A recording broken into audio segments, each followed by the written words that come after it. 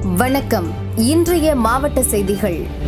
பந்தலூர் அருகே சேரம்பாடி மற்றும் அதன் சுற்றுவட்டார பகுதிகளில் குடியிருப்புகளை இடித்து அச்சுறுத்தி வரும் புல்லட் யானையை மயக்க ஊசி செலுத்தி பிடிக்கும் பணி மேற்கொள்ளப்பட்டது.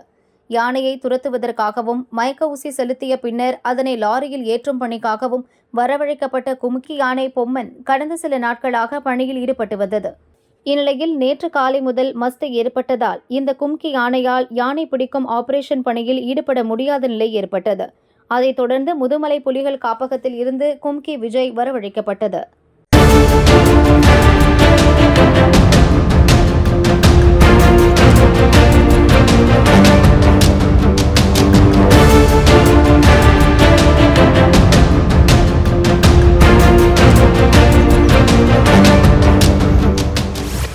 மத்திய அரசின் தேசிய கலாச்சார நடன போட்டி மத்திய பிரதேச மாநிலத்தின் போபால் நகரில் நடைபெற்றது. இதில் 23 மாநிலங்களைச் சேர்ந்த 440 மாணவ மாணவிகள் பங்கேற்றனர். கடும் போட்டிக்கு பின் புதுச்சேரி நடனக் குழுவினர் தேசிய அளவில் முதலிடம் பெற்றனர். தமிழர்களின் பாரம்பரிய நடனமான ஒயிலாட்டம், கரகாட்டம், சாட்டை ஆட்டம், பறை மற்றும் கேரள மாநிலத்தின் தையம் நடனங்களை ஆடி அசத்தினர். வெற்றி வாகை சூடி ஊர் திரும்பிய மாணவர்களுக்கு இன்று சிறப்பு வரவேற்பு அளிக்கப்பட்டது.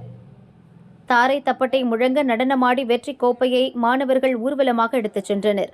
தேசிய கலாச்சார நடன போட்டியில் தென்னிந்திய மாணவர்கள் வெற்றி பெறுவது இதுவே முதல் முறை என்பது குறிப்பிடத்தக்கது.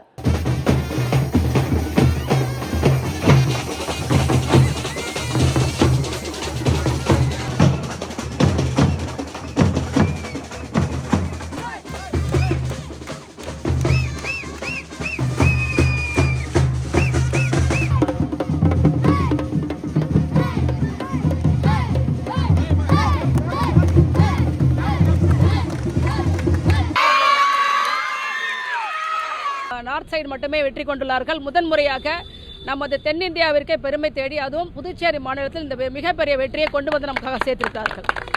இதில் 15 மாணவர்கள் பங்கெடுத்துக் கொள்கிறார்கள். எச்சம் அவர்களும் எங்களுக்கு நல்ல முறையில் வழிகாட்டுதலோடு இந்த பிள்ளைங்களை நாங்கள் அழைச்சிட்டு போனோம். நல்ல பயிற்சி எடுத்தோம். கடுமையான பயிற்சி. பெற்றோர்களுக்கும் மாணவர்களுக்கும் தான் இந்த கோப்பை சாரும். அவங்களுடைய உறுதுணையோடு நாங்கள் இந்த வருஷம் இந்த கோப்பையை நாங்கள் வென்றெடுத்தோம். அதற்கு எல்லாருக்கும் முக்கியமாக கல்வித்துறையில் இருந்த எல்லாரும் இந்த கோப்பை சின்னதாக உடனே நடக்கலை. பல மாத போராட்டங்களுக்கு பிறகு ஒவ்வொரு படிக்கட்டாக நாங்கள் தாண்டி இந்த நிலையை அடையிறதுக்கு கடுமையான போராட்டங்கள் இருந்தது. இது நம்மளுடைய தமிழ் உடைய ஃபோக், ஓகேங்களா, தப்பாட்டம், கரகாட்டம், ஒயிலாட்டம், செடி குச்சி என்ற கழியலாட்டம், அதுக்கப்புறம் காவடி ஆட்டம், கைத்தாளம் என்ற ஒரு ஆட்டம், அது இல்லாமல் மயிலாட்டம். இது நம்மளுடைய என்ன விஷயங்கள் இதில் நாங்கள் கொடுத்தோம் அப்படின்னாக்கா, நம்ம புதுச்சேரி மாநிலங்கிறது 4 விஷயங்களாக சார்ந்தது இருக்குது. பாண்டிச்சேரி, காரைக்கால், மாஹே, யானம். ஸோ கேரளாவிலையும் யானமும் இருக்கிறதுனால அதனால் சில ஆட்டங்களை நாங்கள் இதில் சேர்த்தோம். கேரளாவுடைய தையம்ன்ற ஒரு விஷயத்தையும் அதுக்கப்புறம் ஆந்திராவுடைய கைத்தாளத்தையும் நாங்கள் சேர்த்தோம். நாங்கள் எல்லாரும் வேறு ஸ்கூல்லேருந்து ஒன்றா ப்ராக்டிஸ் பண்ணுறதுக்கு எங்களுக்கு ஹெல்ப் பண்ணதுக்கு எல்லாத்துக்குமே ஃபஸ்ட்டு கவர்மெண்ட்டுக்கு நாங்கள் முதல்ல தேங்க்ஸ் சொல்லிக்கிறோம். கவர்மெண்ட் எங்களை செலக்ட் பண்ணலைன்னா நாங்கள் எல்லோரும் இப்போ போயிட்டு வின் பண்ணிட்டு வந்திருக்கவே முடியாது. ஸோ பல போராட்டங்களுக்கு அப்புறம் தான் நாங்கள் போய் இதை வின் பண்ணி ப்ராக்டிஸ் பண்ணி கடுமையாக ப்ராக்டிஸ் பண்ணி இந்த காம்படிஷனில் வின் பண்ணியிருக்கோம். இதுக்கு முதல்ல எங்களுக்கு உறுதுணையாக இந்த ஆசிரியர் அனைவருக்கும் நான் நன்றி தெரிவிச்சுக்கிறேன். நாங்கள் எல்லாரும் தாளம், ஒயில், கரகம், சாட்டை குச்சி, காவடி, மயிலாட்டம், தையம், பறை நாங்கள் பெருமை சேர்த்திருக்கோம்னு நினைக்கிறதுல எங்களுக்கு ஒரு பெரிய மகிழ்ச்சியா இருக்கு. நாங்கள் எல்லாரும் இதில் பங்கேற்றிருக்கிறது எங்களுக்கு ரொம்ப சந்தோஷமா இருக்கு. மதுரை மாவட்டம் மேலூர் அருகே சுந்தரராஜன்பட்டியைச் சேர்ந்தவர் நல்லையன். இவர் பொங்கல் பண்டிகையொட்டி மூலிகை மண் பானைகளை பாரம்பரியமாக தயாரித்து விற்பனை செய்து வருகிறார். இவர் தனது குடும்பத்தினருடன் இணைந்து கடந்த 32 ஆண்டுகளாக மூலிகை மண் பானைகளை தயாரித்து வருகிறார். இங்கு தயாரிக்கும் பானையில் வைக்கும் பொங்கலுக்கு சுவை அதிகம் என்பதால் காரைக்குடி, தேவக்கோட்டை, மதுரை, சிங்கம்புணரி உள்ளிட்ட பல பகுதிகளைச் சேர்ந்த வியாபாரிகள் போட்டி போட்டு வாங்கி செல்கின்றனர். நான் இந்த சிந்தராசுமட்டியிலேருந்து 3 தலைமுறை இந்த வேலை தொழில் பார்த்துக்கிட்டேன். 17 வயசுலேருந்து ஆரம்பிச்சு வேலை பார்த்து இப்போ 54 வயசாக போகுது. 3 தலைமுறை வேலை பார்த்துக்கிட்டு இருக்கிறோம். பார்த்து இந்த பானை வந்து இந்த பொங்கல் பானை காரைக்குடி, தேவக்கோட்டை, திருப்பத்தூர், சிங்கம்டாரி இந்த ஏரியா பூரா பொங்கலுக்கு பானை செஞ்சு தயார் பண்ணி கொடுக்குறோம். ஆனால் அந்த தயார் பண்ணுறதுன்னா மண்பானையில் பொங்கல் வச்சு சாப்பிட்டா உடம்புக்கு டேஸ்ட்டு, உடம்புக்கு அரைக்க. ஆனால் இன்னொன்று இந்த அடிவாரம் நம்ம மலை அழகம்பாளையம் வாசலில் இருக்கோம், அடிவாரத்தில் இருக்கோம். அது வந்து அதை மழை பெஞ்சு தண்ணி மழை அந்த அலமலையில் முழுகிற தண்ணி வந்து நம்ம கம்மாய்க்கு வருது. அந்த கம்மா மண்ணத்தை எடுத்து நாங்கள் தயார் பண்ணுறோம், செய்கிறோம். அது பல மூலிகை தண்ணி சாப்பிட்றதால தண்ணி அந்த மண்ணை களிமண்ணை எடுத்து தயார் பண்ணுறோம். அதை எடுத்து பொங்கல் வச்சு சாப்பிட்டா டேஸ்ட்டு, உடம்புக்கு ஆரோக்கியம். அரைப்படியிலேருந்து ஒரு தயார் பண்ணுறது வந்து ஒரு படி, இது அரைக்காப்பிடி, அரைப்படி, முக்காப்பிடி, ஒரு படி பானை மொத்தம் 4 ஐட்டம் தயார் பண்ணுறோம். சட்டி வந்து நடுத்தர சட்டி, பெரிய சட்டி, சின்ன சட்டி 3 ஐட்டம் தயார் பண்ணி நாங்கள் அனுப்பிடுறோம். ரேட்டு அரைப்படியிலேருந்து ஒரு படி ரேட்டு வந்து அரைக்காப்பிடி வந்து 50, அரைப்படி வந்து 70, முக்காப்பிடி வந்து 120, ஒரு படி வந்து 150. மதுரை அழகர் கோவில் மலையில் இருந்து வரக்கூடிய மூலிகை தண்ணீர் பொட்டமுத்தன் குளத்தில் சேகரமாகிறது. மேலும் பல பட்டறை ஆண்ட கண்மாயில் இருந்து மண் சேகரிக்கின்றனர். பொட்டமுத்தன் குளம் மூலிகை தண்ணீர் மற்றும் பல பட்டறை ஆண்ட கண்மாய் மண்ணை பயன்படுத்தி தயாரிப்பதால் மண் மூலிகை பானைகளுக்கு நாளுக்கு நாள் மவுசு அதிகரித்த வண்ணம் உள்ளது. தென்காசி மாவட்டத்தில் கடந்த 13ஆம் தேதி பெய்த தொடர் கனமழை காரணமாக குற்றால அருவிகளில் காட்டாற்று வெள்ளம் ஏற்பட்டது. இந்த காட்டாற்று வெள்ளத்தால் ஏற்பட்ட சேதங்களை சரி செய்யும் பணிகள் நிறைவடைந்த நிலையில் 1 வார காலத்திற்கு பிறகு குற்றால அருவிகளில் சுற்றுலா பயணிகள் குளிப்பதற்கு அனுமதி வழங்கப்பட்டது. ஆனால் 16 நாட்கள் கடந்தும் இதுவரை பழைய குற்றால அருவியில் சுற்றுலா பயணிகள் குளிப்பதற்கு அனுமதி மறுக்கப்பட்டு வருகிறது. பழைய குற்றால அருவியில் வெள்ளப்பெருக்கால் தடுப்பு கம்பிகள் மட்டும் சேதமடைந்துள்ளன. இந்த வெள்ள சேதங்களை பொதுப்பணித்துறை, வனத்துறை மற்றும் ஊராட்சி நிர்வாகம் மேற்கொள்ளவில்லை. வெள்ள சேதங்களை விவசாய சங்கங்கள் சார்பில் பார்வையிட்டனர். பழைய குற்றாலத்தில் 2 நாளில் சரி செய்ய வேண்டிய சீரமைப்பு பணிகளை மாவட்ட நிர்வாகம் செய்யாமல் இருப்பது அதிர்ச்சியை ஏற்படுத்தி உள்ளது.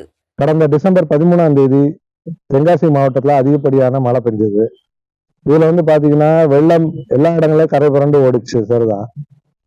அதே மாதிரி இப்ப நம்மளுடைய மெயின் ஃபால்ஸ்ல பாத்தீங்கன்னா வெள்ளம் வந்த சேதத்தை எல்லாம் உடனடியாக சரி பண்ணிட்டாங்க. ஆனா பக்கத்துல இருக்க இந்த சுற்றுலா தலமான இந்த பழைய குற்றால அருவியில பாத்தீங்கன்னா அங்க நடந்த சேதங்களை வந்து சரி பண்ணாங்களா இல்லையான்னு கூட யாருக்கும் தெரியாது. ஆனா பொதுமக்களை உள்ள நுழையக்கூடாது, சுற்றுலா பயணிகள் உள்ள வரக்கூடாது, விவசாயிகள் உள்ள வரக்கூடாது, வியாபாரிகள் உள்ள வரக்கூடாதுன்னு சொல்லி பெரிய அளவுல தடை பண்ணியிருக்கிறாங்க. என்ன நாங்க போய் இன்னைக்கு நாங்க பார்வையிட்டோம்னு பாத்தீங்கன்னா உள்ள போய் பார்த்தா பெரிய அளவுல அங்க சேதமே இல்லை. அந்த சேதங்களை முறையை பராமரிக்கிறதுக்கான நடவடிக்கைகளை இந்த அரசு தவிர்க்குதுன்னு நினைக்க தோணுது. அதிகாரிகளால் ஏற்படும் குழப்பத்தால் பழைய குற்றாலத்தில் சுற்றுலா பயணிகள் குளிக்க தடை நீட்டிக்கப்பட்டுள்ளது. வெகு தொலைவில் இருந்து வரும் சுற்றுலா பயணிகள் குளிக்க முடியாமல் ஏமாற்றத்துடன் திரும்பி செல்கின்றனர். இதனால் வியாபாரிகள் மற்றும் ஊராட்சி நிர்வாகத்திற்கு கடும் பொருளாதார நெருக்கடி ஏற்பட்டுள்ளது. எனவே சீரமைப்பு பணிகளை உடனே சரி செய்ய வேண்டும் என சமூக ஆர்வலர்கள் வலியுறுத்தினர். ஏற்கனவே இதுல பாத்தீங்கன்னா இந்த பழைய குற்றால அருவியை வந்து வனத்துறை கண்ட்ரோல்ல எடுத்துருச்சு, அவங்க கண்ட்ரோல்ல கொடுத்துட்டான்னு சொல்லிட்டு ஒரு மிகப்பெரிய பிரச்சனை இந்த மாவட்டத்துல நடந்துட்டு இருக்கு. இப்போ வந்து பாத்தீங்கன்னா அதை மொத்தமாவே கையகப்படுத்துறதுக்குள்ள வேலையை பண்றாங்களான்னு சொல்லிட்டு சந்தேகப்பட வேண்டிய சூழ்நிலை இருக்கு. நினைச்சாங்கன்னா 2 நாள்ல இந்த பணிகளை முடிக்க முடியும். ஆனா அதான விஷயங்களை அவங்க அதை எடுத்து பண்ணவே இல்லை. அதிகாரிகள்கிட்ட விசாரிச்சு பாத்தீங்கன்னா இப்போ நீர்வளத்துறையை கேட்டாங்கன்னா வனத்துறை எங்களை விட மாட்டாங்குதுன்றாங்க. ஹைவேஸை கேட்டாங்கன்னா வனத்துறை தான் எங்களை தடுக்குதுங்கிறாங்க. போன ஆட்களை பணி செய்ய விடாம அனுப்புறாங்கன்றாங்க. சம்பந்தப்பட்ட ஊராட்சி மன்றத்துல கேட்டீங்கன்னா அவங்களும் அதே தான் சொல்றாங்க, எங்களை வனத்துறை அதிகாரிகள் உள்ள கூட போக விட மாட்டேங்காங்க. இந்த சேதங்களை பார்வையிடக்கூட கூட யாருமே அனுமதிக்க மாட்டேங்கிறாங்க. இது என்ன திட்டம்ங்கிறது தெரியல. இதனால இந்த சுற்றுவட்டார பகுதியில விவசாயமும் பாதிக்கப்பட்டிருக்கு. முறையா தண்ணீர் திறந்து விடுறதுக்கும் விவசாயிகளால பண்ண முடியல. இது அந்த வாழ்வாதாரம் இந்த சுற்றுப்பகுதியில இருக்க ஒரு 1000 குடும்பங்களுக்கு மேல இந்த பழைய குற்றாலத்தை நம்பி இருக்க வாழ்வாதாரமும் முழுக்க பாதிக்கப்பட்டிருக்கு. அதை நம்பி இருக்க சின்ன சின்ன வியாபாரிகள் கூட அவங்களோட வாழ்வாதாரத்தை இழந்து இது பண்றாங்க. இதுக்கு அரசு உடனடியாக கருத்து எல்லாம் எடுத்து இது அவசர காலத்துல 2 நாள் தான் அதை சரி பண்ணிட முடியும். அது மட்டும் இல்ல, சரி பண்ண மட்டும் இல்லாம இதற்கு தடையா இருக்கும் அந்த வனத்துறை செக் போஸ்ட் முதல்ல எடுக்கணும். அரசாங்கம் கண்காணிக்கிறதுக்குள்ள வேலைகளை பார்க்கணும், காவல்துறை மூலமா கண்காணிக்கலாம். இந்த மாதிரி அவங்களும் வனத்துறைக்கும் இதுல செய்யறதுக்கு எந்த ஃபண்டுமே கிடையாது. சொல்ல போனா அவங்கள்ட்ட ஃபண்டு இல்லைன்றாங்க. ஸோ ஆகவே மாவட்ட நிர்வாகம் இதை உடனே கருத்தில் கொள்ள வேண்டும். எந்த காலகட்டத்திலையும் இதை நாங்க பழைய குற்றால அருவியை பொதுமக்களுடைய இது இல்லாமல் அவங்களுடைய பயன்பாட்டிற்கு தான் இது பயன்பட வேண்டும் என்று கூறிக்கொண்டு, மீண்டும் இதே நிலைமை தொடருமானால் ஒட்டுமொத்தமாக ஊரையும் மக்கள் விவசாயிகள் அனைவரும் திரட்டி அந்த பகுதியை நாங்கள் கண்டிப்பாக மீட்டெடுப்போம் என்று இதன் மூலமாக தெரிவித்துக் கொள்கிறோம். அனைத்து தரப்பினர் கருத்தை ஏற்று மாவட்ட நிர்வாகம் உடனடியாக பழைய குற்றால அருவியில் சுற்றுலா பயணிகள் குளிப்பதற்கு அனுமதி வழங்க வேண்டும்.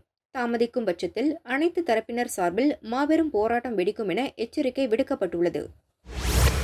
சுற்றுலா சிறப்பு வாய்ந்த நீலகிரியில் கலை ஆர்வம் கொண்ட சிலர் குழுவாக இணைந்து கடந்த சில ஆண்டுகளாக குறும்பட விழாவை வெகு சிறப்பாக நடத்தி வருகின்றனர்.